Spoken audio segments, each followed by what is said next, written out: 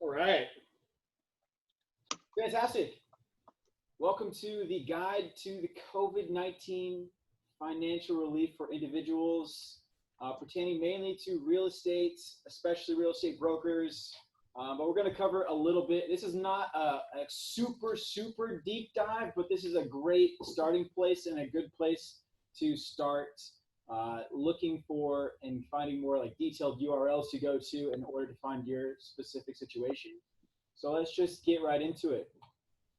First of all, the categories of relief are listed right here. These are going to include all types of direct payments from the government to individuals and or households. It's going to be expanded unemployment insurance, mainly for independent contractors like real estate brokers or however they're filing their taxes. This is going to also include expanded sick and pay for family leave.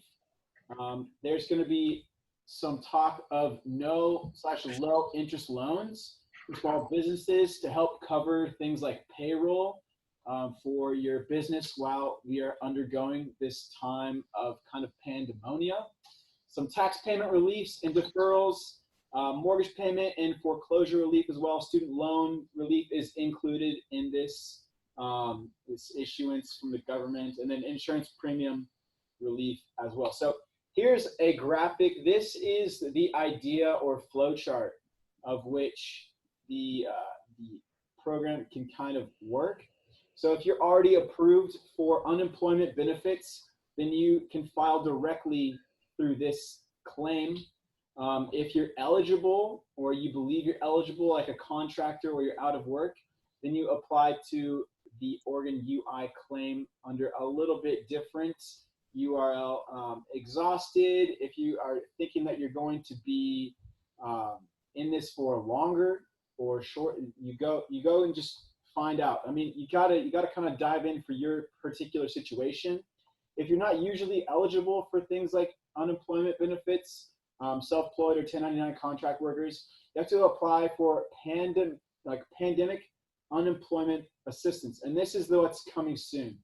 So you will automatically receive either unemployment or PUA benefits, and I'm very sorry, I do not understand exactly what PUA stands for, but it includes any extensions for up to 39 weeks, plus additional $600 per week from late March all the way through the end of July. So this is kind of the flow chart that the government has wanted us to kind of step through. The direct payments from the government, what those are really going to look like is a stimulus package, and this was passed by the Senate on March 26th. This includes direct payments from the Treasury to individuals and families. The single Americans, we already know, are going to receive $1,200. Married couples, $24. And if they are parents, they're going to receive $500 for each child under the age of 17. And all these payments will be based off of the 2018 or 2019 tax information. There are limits on the upper end of income. If you are, I believe it starts at $79,800, your payment changes, and then if you're above, I think it's $99,000, you receive. You may not be eligible for the tax program. The unemployment insurance, this is specific to independent contractors. The CARES Act, which was that flow chart, it's creating the pandemic unemployment assistance. It's going to extend benefits to people who typically wouldn't be affected, but now are affected because of the virus. This includes independent contractors and individuals with gig economy, such as like Uber drivers and things like that. The interest no/low interest loan for small businesses is also applicable for independent contractors. There's a couple different loans available. There's the economic injury disaster loan, and then there's the paycheck protection program. The economic injury loan, what it does is it forgives $10,000 of forgivable loan, and it advances to small businesses or independent contractors, and it will not have to be repaid, which is an interesting new thing that I don't think we've really seen before. The Paycheck Protection Program is a stimulus that was created on March 27th. And this program is going to be $350 million and businesses can get up to $10 million based on the previous year's tax.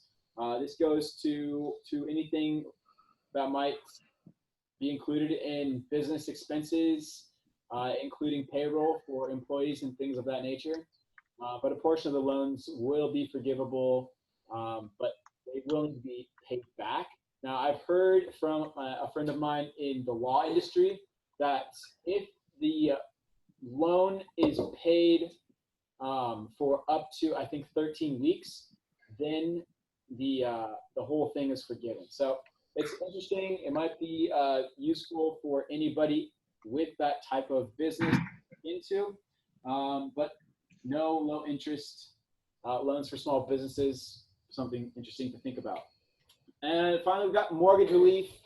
Mortgage relief is coming for like single family borrowers with federally backed loans. These people will be eligible for mortgage payments with no interest accrued.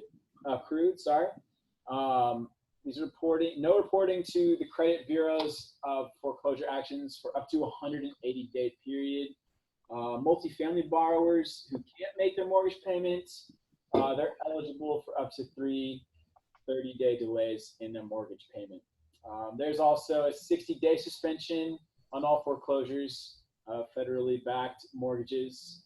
And there's also private banks, credit unions, they're doing similar things. And if that's your situation, you should check with them and or your lender. And that's kind of the long and short of it. I mean, it's not a super deep dive, but really there's some interesting things to take advantage of in this issuance of free money, basically. I'm sure somebody has a question here or there, so please go ahead. Do you have any idea when the unemployment will be opened up to independent contractors? The application process is actually, it's been started. It was started on April 3rd, and they're still up to now even accepting applications for this. So there's only $350 million of the 350 billion. Sorry, that is going to be available. So it's better to apply sooner than later. So I was talking about the unemployment. Is that the SBA or the small business loans? Is that what you're talking about? Yeah, is that the 350 billion I thought was for the small business loans. Yeah. I thought I said that. My apologies if I didn't. Yeah, so at the beginning it said there's like that little diagram type thing, and there's an arrow that said coming soon for the independent contractor one, basically. Yes. Do you know when that's going to be available? It's been available for about 18 days now. It did start on April 3rd. Oh, crazy. I've checked every day and I couldn't find it. Oh, really? Wait, Taylor, can you go back to that slide with the diagrams? I don't know how. Oh, back. There we go. This one? Yeah, so I think Jacob's talking about that coming soon portion. Yeah. So I think people are applying for unemployment benefits, but I don't know if it's a separate application you have to do for PUA benefits or not. So the unemployment UI benefits now includes self-employed and 1099 contract workers. So I believe that would include brokers. Yes. Yeah. But the questions that they ask on there are designed for the people that are already approved for UI benefits, because they didn't actually implement or haven't had the time to basically change the wording. So if you answer any of the questions correctly, saying that you're not, that you are self-employed, usually it kind of kicks you out and says that doesn't work because you don't typically qualify for unemployment benefits. Yeah, so on the diagram, I assume you would go to the top right portion for brokers, because we're not usually eligible for UI benefits. Yeah. Yeah.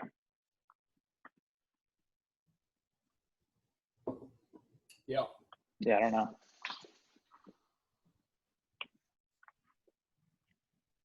I have not heard anything on when that is coming into effect.